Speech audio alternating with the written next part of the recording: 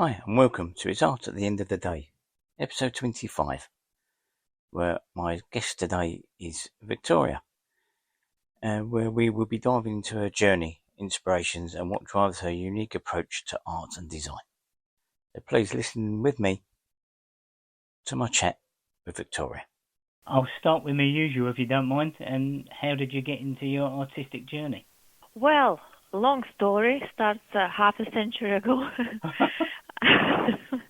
As you know, I was born in Lithuania. We had very long and cold winters. So what do you do apart from being occupied by Soviets? You paint. So just had parents who got me some coloring books and pens and pencils and some acrylics and started to doodling, I guess. And then my family mainly and friends started to notice that, well, it's not so bad. She's better than us. And then they started to ask me to draw some just simple, small things, and I did, and they liked it, but really never took it too serious. And then my mom, she says, well, I am going to get you into art school in Lithuania. And, well, I thought, what a waste of time that is, but okay. So we go there, and my mom leaves me there for my first lesson. And I was greatly disappointed because my art teacher says, well, today we're going to try to replicate this type of material onto paper. And I thought, no, I want to do animals. I want to do something a bit more serious, not just a piece of material on a paper, like a patterns. I thought I can do better than this. Yeah. So I'm out.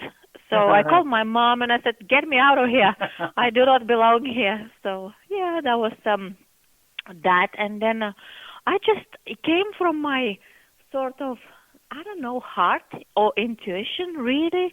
When I, let's say, go to a gallery or I looked at a painting, I thought, well, it's not that difficult. I think I can do it. Yeah. I can do anything except portraits. That's the worst thing. Don't ask me for a portrait. People are difficult, aren't they, to draw or paint? Yes, yes. It's just, I don't know what it is, but I can't it's do it. Never, no. If you want a portrait, just take a photograph. Yes. Oh, yes, I agree with that, definitely. If it's neat, if it's abstract or like cubist, where you can interpret, then yes, maybe. But if it needs to be realistic, not for me. Yeah, no. So you felt like you sort of was a born artist, really, because you said you sort of felt it in the heart. So do you feel that you was born that way? Well, to be honest, no, I never trusted my skill because I find it quite not easy, but I thought that anyone can do it, really. Right, yeah. Only maybe I started to take this serious about 2-3 years ago, right. Because my partner noticed that, well, painting keeps her happy and quiet, so let's buy an easel and lots of canvases. So I come back one day and there it is, an easel. So then I thought, well, let's take this a little bit more serious. Yeah. And I did. And people seem to like it and got a couple of compliments. I don't know, out of politeness. No. They can see how good your work is. Yeah, I think like... is it reflections of the unspoken with the bubbles and the birds? Oh, yeah, I go through stages, you see. 1 month it's animals, other month it's Picasso inspired, then it's Dali, then it's crystal balls. So, yeah, it's I'm glad that it's never ending. I have so many ideas, so many sketches, so I don't think I have enough years left in my life to complete everything. I guess it's better than an artist block, I guess. So definitely, because your work is stunning. So it'd be good for you not to stop. We don't want you to stop. We want you to carry on. Thank you. Well, you don't have to be polite. No, well, obviously I wouldn't tell you your stuff was bad, but I wouldn't lie. So, yeah, your work is lovely. I mean, I've seen it on a few occasions, Dan Parallax and yes, that. And, thank you so much. Yes, so what's your sort of typical process when you're starting a piece? Well, it varies. Basically, obviously, I have to conceive an idea. So ideas sometimes, most of the time, comes when I'm walking a dog in the woodland, or just simply I see something interesting and I think, oh, I can use that, or merge something together. And well, I always wanted to develop my own unique style. Yeah.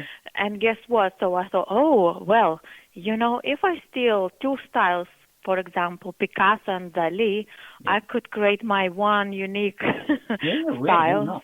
Yes. I don't know who said it. Good artists steal. Good artists copy, great artists steal. So I'm stealing. I'm stealing styles. Yeah, but influence, isn't it? You're not stealing. You're producing your own work. I guess. And you're influenced by. But yeah, so you sort of have these on your mind, and then do you sketch before you go onto canvas, or do you go straight onto canvas? Yes. So I conceive an idea, and then I think, okay, so this is what I'm gonna do. I sketch a little bit, and always the final result is not what I had in mind. Right. I get carried away, sometimes a bit way too far. And, well, often I ruin it and I think, oh, I wish I hadn't done this last bit. And then sometimes it's too late, so I have to throw it in the fire. No. It happened many times. Oh, right, okay. You get frustrated. Yeah. But, yes, I sketch a little bit. It depends, really. If it's a complex thing, then, yes, I have to. And if it's sort of abstract, then I sketch a little and then just as you go. But if it's technical, like let's say horse, I need to do a bit of research how the bridle goes and the saddle and etc. Because before I worked in like a polo industry and around polo horses, ponies, and then so I sort of thought, well, I would like to express that on canvases. I started painting horses, and then those who knew were experts in polo. They say, well, this bridle is not for that horse. Oh, dear. Yes. Or the saddle is not correct. We don't use such saddles. It's for racing and not for polo. So, well, I guess devil's in the detail, so. Yeah, it doesn't have to be totally accurate as long as you get the idea of go for abstract. And I always say I'm an artist. I do what I want. Don't involve yourself. They can carry on riding the horses and you can carry on painting them. Exactly. If I want to see a horse with a racing saddle, let it be. Yes, right. I mean, the horses are beautiful creatures, aren't they? There's so much, even when they're standing still, they're still moving. There's so much. I think it's the muscles and the mane and all that. It's really. You said about not doing portraits, but horses surely are difficult to paint, aren't they? Well, it could be, but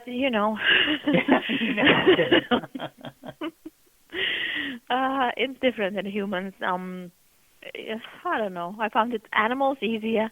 Yeah. I guess, for example, if somebody would ask me to paint their dog, they know how the fur goes and the colors, so it has to be perfect. Yeah. And when you paint something, just whoever horse or animal it is, it doesn't really matter. It's a little bit, different than the actual thing. Again, it doesn't have to be accurate because again, you might as well take a photo if it's anatomically correct and movement and all that. So it is nice to get the painter's eye and heart into a piece rather than it being realistic. Yes, I agree. But to a certain extent, nobody wants their dog with a lazy eye. Well, I've seen some ugly dogs in me twice. So, probably one or two about. But so you do quite a lot of animals, or is it just when you get an idea in your head and take it from there. I used to do, because I was in like equestrian industry, I did mainly horses, but not really. So now I'm really stuck to merging two styles together, mainly cubist and surreal, like inspired by Dali. However, so I have this opportunity to exhibit in Rome, and I already have 30 paintings there, and the art manager organizer, he wants me to create a like solo exhibition where it will be all my paintings based on some sort of Roman influence, let's say Colosseum, or the latest work that I've just completed this morning. Actually, it was 4 chariot horses. Then I'm going for, let's say, Trevi Fountain. So everything is Italian, Roman influenced. Yeah. So I'm hoping to create about, hopefully, 20 pieces before Christmas. So I'm you busy. got some work yes, to do. I do not sleep. So yes, at the moment I'm doing that. So whatever sort of opportunity I have, I just go for it. And yeah, no, that's good. Yeah. I mean, what's your favourite materials you use? Are you acrylics, oils? Well, acrylics, because I can make mistakes. I can paint on top, and it's a little bit quicker, I guess, because oil takes such a long time to dry and it's messy, and I really have short span of concentration, right, so it has to be quicker. Yeah, how long does a piece usually take, like, to finish? Ooh. Or do you ever finish? Are you very critical of your own work? Yes, I'm critical. I look back a few months later and I think, oh, I need to correct this, or add a little bit extra, or make it darker, make it lighter. Oh, This, right. yeah, work is never finished. No, it's yeah, abandoned. you never leave it alone. Yes. I forgot the question. how long roughly does a piece take? Oh, yes. It varies. It depends. If it's technical, complicated, could be a couple of weeks. If I'm really in the mood, it could be just a day if I'm 12 hours straight. Right. Oh, wow. Yeah, you put the work in. Wow. Yeah. Sometimes what I love, it's my happy place. Just in the studio, I listen to audiobooks or podcasts and just paint. And when it's raining outside or cold, that's my favorite time. Yeah. Like autumn or winter, I produce a lot. Right. Yeah. So you kind of use art as well as taking you out of the world and taking out with any troubles that you have. You use art for that as well. Oh, absolutely. Art is my escape. Yeah. However, I have to brag about it. Jiu-jitsu is my latest obsession. Yes. Well, I've been doing martial arts for many years. Yeah. And I've done karate. I got black belt, so don't mess with me. Yeah, I'm going to be very polite. I'm not going to upset you. So then I thought, okay, so karate is done. I'm going to do Muay Thai. I did that for maybe 6-7 years, and then I discovered Jiu-Jitsu. Maybe 10 years too late, but hey, better later than never. And so I started with 1 lesson a week, then it's 2, then it's 3. And I got to a point where I would go probably 9 and 10 times a week, sometimes twice a day. It's just an absolute obsession. Yeah. I wake up thinking about it. I go to bed thinking about it. I watch every video on YouTube or Instagram. I research. I go to every seminar, lesson. It's just, it took over my life. Yeah. Would you, would you say that that's more of a passion than the art, or is it still the art is the top one? I would say 30. Let's not forget golf. Golf as well. Wow. So if any of the other golfers are cheating, you can put them in their place with your jiu-jitsu. And then paint them course. Afterwards. Rear naked choke straight away, or ankle lock. Absolutely. No. So I've been always sort of creative and active, I guess, and I find martial arts a form of art, because you realize what kind of things your body can do. It's amazing that you can actually hurt someone in less than 5 seconds, and it's incredible. It gives you so much confidence as well. I can imagine, yeah. Yes, and it really helps not just physically but also to clear your mind. When I'm on the mats, I think of nothing else, just survival. So that's all the problems in the world are forgotten. So I think that's a nice escape for me. And when I paint as well, my mind is somewhere else. There are no wars, there are no troubles, there's nothing. It's just my happy place, and I think everyone should do it, really. Yeah, because it's very discipline-led as well, isn't it? It's not just about getting that person down or kick or whatever, a certain move. You've got to be very disciplined yourself, haven't you? So yeah, it sends your mind in a certain place. Yes, I am the most disciplined person I know. Well, yeah, with your art, being disciplined for that, making sure you finish your pieces, and plus jiu-jitsu, yeah, you know how to control your mind.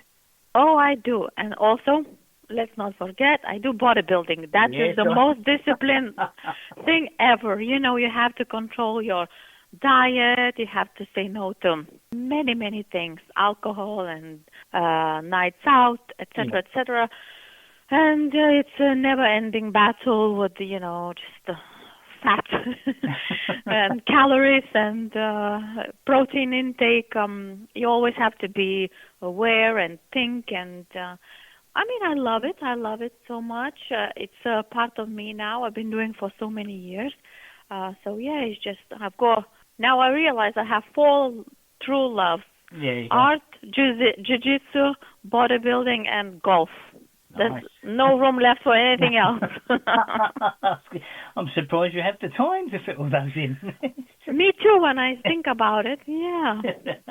But yeah, all very in their unique way, have certain disciplines, and again, they're all an art form in their own way. Yes, well, golf, I found it super addictive because, when you have that perfect shot, you think, oh, I want to repeat that again. And you never do. And then you think, okay, well, tomorrow I'll do it. And when you have this beautiful shot, it just, there's a saying, I think, best day in the office will never be the worst day on a golf course. And I agree 100%. Yeah. You get frustrated, you get angry, but then 5 minutes later you think, how fortunate am I to be here, just enjoying the nature, beautiful courses, meeting amazing people, and just playing this very, very frustrating and difficult game. Who wants to be in an office? Life's too short for sitting in an office. I agree. We've got far too much going on. So, talking about things going on, so apart from that you just mentioned, have you got any other exhibitions coming up or things going on? Well, yes. Basically, I am preparing for the exhibition in Rome. I have already there 30 paintings in this amazing hotel/palace. Wow. Beautiful place. And so hopefully I can produce enough pieces before December.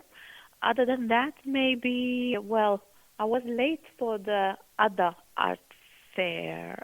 Yes. I applied too late, so that's gone. And maybe, just maybe, Parallax. Depends of the finances because it's not cheap. No, it's definitely not. Yeah. I think that's half the battle that we have, don't we, really? Is finding places, because we've got to balance the expense and the showing. We've got to be out there showing, or nobody sees our work. But we can't afford everything we want to go to. Well, exactly that. And if you want a good stand in any good exhibition, then we're talking about a couple of grand. So it's not cheap. No, definitely not. And it's just also difficult. But how are you going to get your stuff to Rome? Are you just going to sort of package it all up and send it, or are you taking it with you? Well, interesting story. So basically, I had to convey 30 paintings to Rome. Obviously, being an artist, and I just thought, who needs any declarations or agents? I'm just gonna pack it up and go. So I've got 3 big giant boxes, and I packed all 10 paintings in each box. So and then on a box I thought, oh, okay, I need to mark it somehow because it's brown, so who knows, we don't want to get confused. So I thought, well, maybe I'll just gonna paint a star, but then I thought that's too religious. Then maybe a sun, but it's too happy for me. A heart, no way. So I thought, I'm just gonna draw some moons on it. So I did, packed all. Okay, so I go to Gatwick, and they say, well, the box is too large. It's out of the gauge, not gonna fit. So then they send me to a different place. They go through. So then I thought, okay, well, time for a coffee, relax, everything's been done. And 10 minutes later, I receive a call. They say, Victoria, we need to open your boxes because the scanner or X-ray, whatever that is, it can't scan the boxes. We don't know what's in it. So you need to be present when we open it. Okay, so I'm waiting for this vigilante to come and take me down to the airport through all the corridors and everything. I go to the interrogation room. Oh, no. And yes, so they say, what's in the box? And I say, paintings. And then they say, okay, could you open it? So I open, they pull everything out. And they say, well, the scanner couldn't see what's in it because it's wrapped so well. Yeah. So if anyone needs to smuggle anything, I know how to do it. I know what to use. Exactly. So, okay, fine. They looked what's in the box, and guess what? They don't have sellotape or like anything to wrap it back as the way it was. Great. So now all my 30 paintings will be scattered all over the belt. Oh. Yes. So then they go to office. Say, well, we don't have sticky tape. I don't know. Finally, we find like little stickers for planes, something like just weird blue things. Anyway, we start sticking on the boxes, and I thought, well, this is gonna go so wrong. But eventually, we managed to patch it up. So I was just praying that it's gonna arrive in one piece. So then, in Rome, I see all my 3 boxes on a belt. Wonderful, that's fine. So I load everything on 2 trolleys on my own. I'm going through customs, and of course, they just, with the finger, come here, you. Not again. Not again. So they say, girl, where are your parents? And I say, well, last time I checked, Lithuania, I think. Yeah. They say, well, how old are you? Well, thanks. Yeah, nice compliment. Nice compliment. That's fine. So they say, okay, so what you got there? Well, I said, paintings. I'm an artist. I'm going to exhibit. And they say, where is the declaration? And I act like, what are you talking about? What declaration? I'm exhibiting. I'm not selling. Yeah. They say, no, you need declaration and you need the agent and this and that. I said, look, I've got an invitation. I am exhibiting in the palace, and it's all actually Italian influenced and inspired. I said, if you open, I'll show you. So in the very beginning, I had 3 guys from customs looking at opening boxes. Then they call a couple more, and then eventually there were 6. So they open the boxes, and then they start pulling out the paintings, and then they look, and I start to explain that this is influenced by Michelangelo, and then this one is by Da Vinci, etc., etc. And they look, they say, wow, this is amazing. Yeah. So pick. And then the supervisor comes and he says, so what's the price? How much is selling those for? Because we need to declare. Oh. Well, I said, look, they are priceless. Yeah. You can't put price on our piece. I'm exhibiting. I'm not selling. Big lie. Anyhow.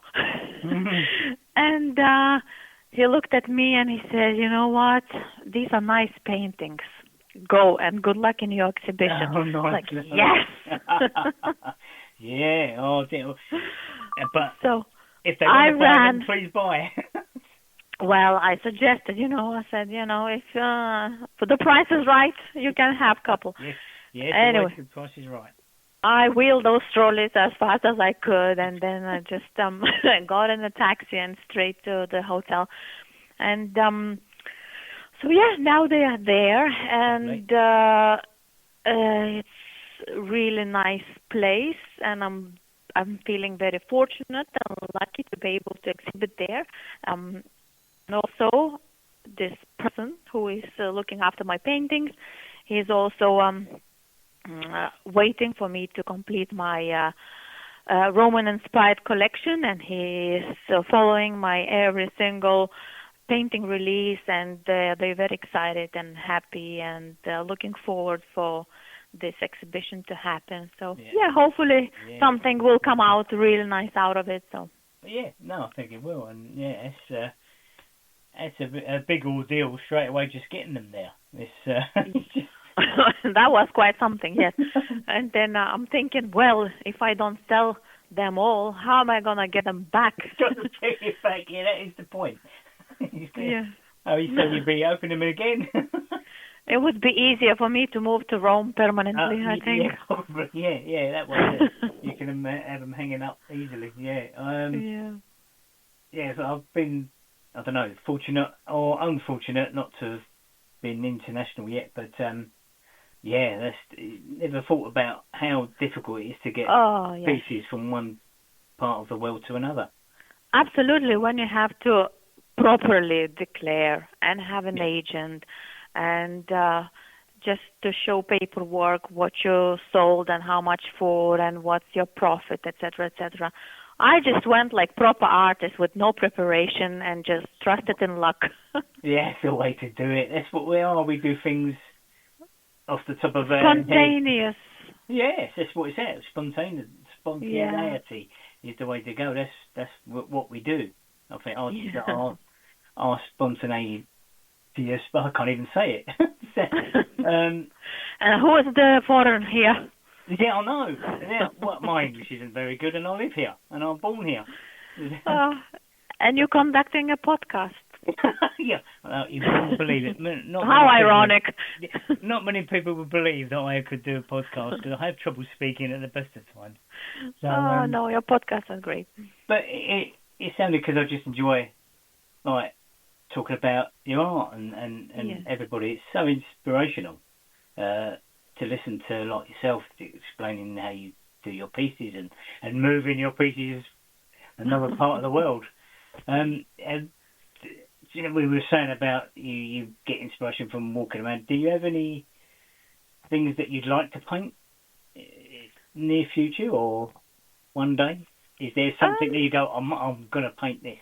I have few sketches, yes. So now I'm basically, as I'm working on a Roman theme, I'm going to do next painting will be a Roman soldier after the battle, standing in the dust, covered in scars and blood. Wow.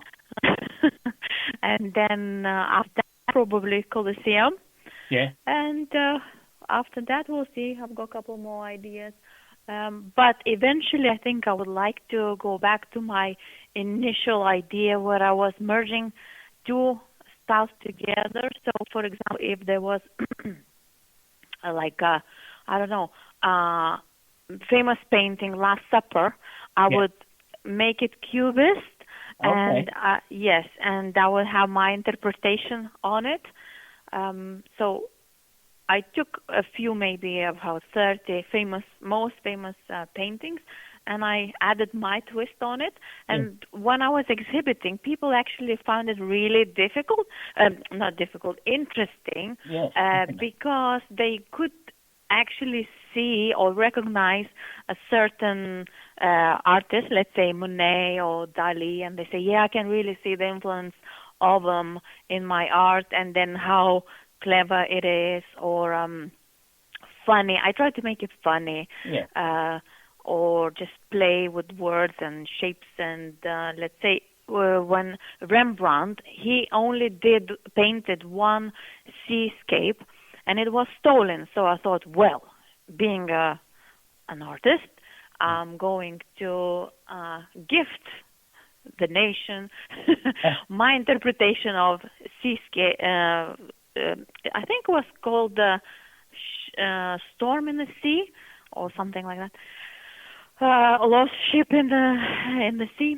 So I thought I'll do my version of it, and I did, and it was quite funny that I could make it cubist, and it was my sort of input to bring that painting back to life.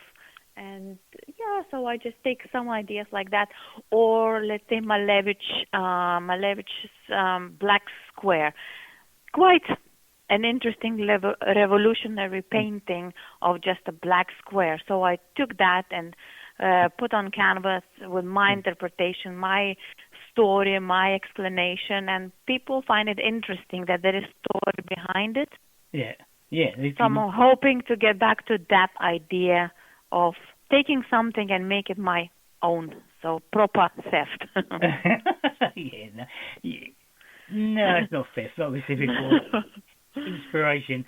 Yeah. And you're saying story. You've always got to have a story behind your art, haven't you? You've got to have. Yes. And when people buy your painting, they want to tell their friends and family what is the story behind that painting. Yes. So yeah. But your work spans different. You don't just have one theme. Or some artists just stick to a theme all the time. But yours spreads over a lot, doesn't it? It's not. Yeah, it is concerning, isn't it? No, not at all. It's nice to think that you just don't do the same thing. It's good to be different, I think. Look, I'm a woman. My mood changes every 5 minutes. Oh, that's what it is. Oh, yeah, that's why I take the same pictures, because I'm a bloke and we just do the easy stuff. Yes, the one thing, the beige color. Yeah, no, it's nice to. Do you feel that you push yourself as an artist and you want to push yourself? Not really. I just get this inspiration from weirdest things, from podcasts, from stories, from any kind of event or emotion. It's unpredictable. I don't know where my next inspiration can come from. Yeah, good. We like unpredictability. Again, it sort of can bring something vibrant and something different. Yes, I suppose. Same and boring. It's same and boring. We don't want to be boring. Absolutely, yes. Yeah, I mean, leave the boring stuff to just my black and white pictures alone. You can be vibrant. I can do the boring stuff. Leave the boring stuff to blokes. Yeah, there you go. That's it. Yeah, well, we are, aren't we? Do you plan ahead with what you're going to be doing, like exhibition-wise? Well, thinking, hoping, trying to find out what is the best way to show art. Obviously, exhibitions, yes, but they could be a bit pricey. So I'm trying just to contact local galleries, but again, mostly 99% they say, well, we have our artist already and we have no space or availability. Yeah. They just don't want to say your art is shit. They're just being polite. I've never thought of it like that. Yeah, I'm sure. There's so many of us now, though, isn't there? Art has exploded. It's saturated, and I would advise anyone, new artists, don't start. Don't do it, no. Don't do it. It's saturated. I think we need to do a little group that we start taking a few artists out. I can get a rifle or something, and you. Well, look, I do jiu-jitsu. I can eliminate a few. We can take a few out. Yeah, I think we'll start and sort of make a smaller group, because it's far too many. Way too many. Yes. Yeah, and I think that's the difficult thing. You're battling against each other to a certain degree, in the nicest way. But, absolutely. It's nice to see art about, but yeah, it is big. I think especially in the UK, it's exploded a lot. And everyone thinks that it's easy, and everyone is delusional. They think, wow, I'm just going to start selling my art for hundreds and thousands of pounds. Well, not going to happen. Yeah, no, I mean, when I decided to become a full-time photographer. I knew it wasn't going to be easy. I knew I wouldn't be a millionaire overnight, but I didn't realise how much work was involved. Taking pictures is easy now compared to getting my face out there, exhibiting, blah blah blah. That takes up more time than anything, I find. Of course, and marketing as well. Yeah. And now with the AI tools, it's so easy to write and let's say today I finished my painting and I thought, well, I need to do my promotional video.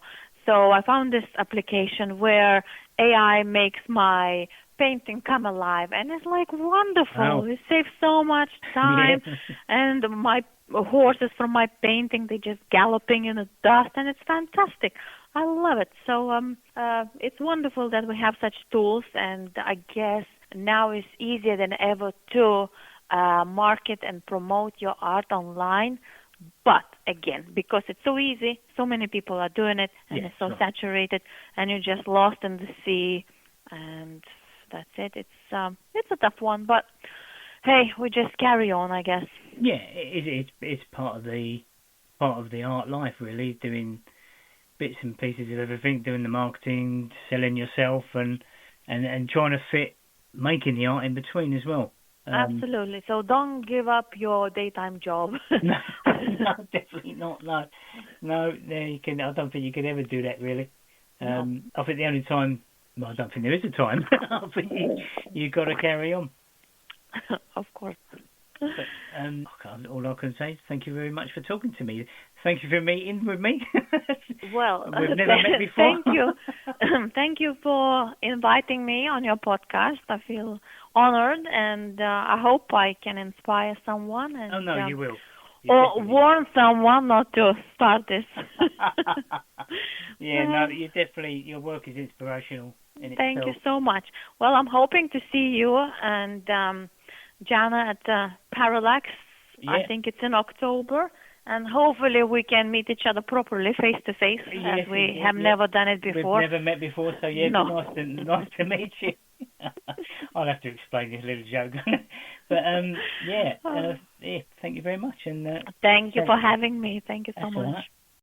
Right. Thank you to Victoria for a lovely chat about her art journey and sometimes struggles of getting your artwork into different parts of the world. And yes, we haven't met before, even though we have a standing joke about hi, nice to meet you, when we have spoken to each other before. But yeah, the struggle is real with artists is getting their work to places. And kind of my struggle is ending the podcast. Now, there may be struggles of getting your artwork and doing your artwork, creating pieces, whatever discipline it is. But it's still amazing how we do as artists carry on, and it's your life. Maybe from day one, from a young child, you discover art, or come to it later on. It's still amazing, and it's still amazing to me, speaking to people and listening to their journeys. Each podcast I do, each episode, I get inspired even more. So, yes, thank you. That was episode 25. We shall carry on and be inspired even more. Please, if you could, subscribe and all that, blah, blah, blah, blah, share, speak about, talk about, get in touch with me. If you'd like to do one, please. And listen to my next podcast in the usual time, 2 weeks' time or so. Which, incidentally, tell you a secret, is building up to something around the 30th episode. But I will say no more. Thank you. That was It's Art at the End of the Day.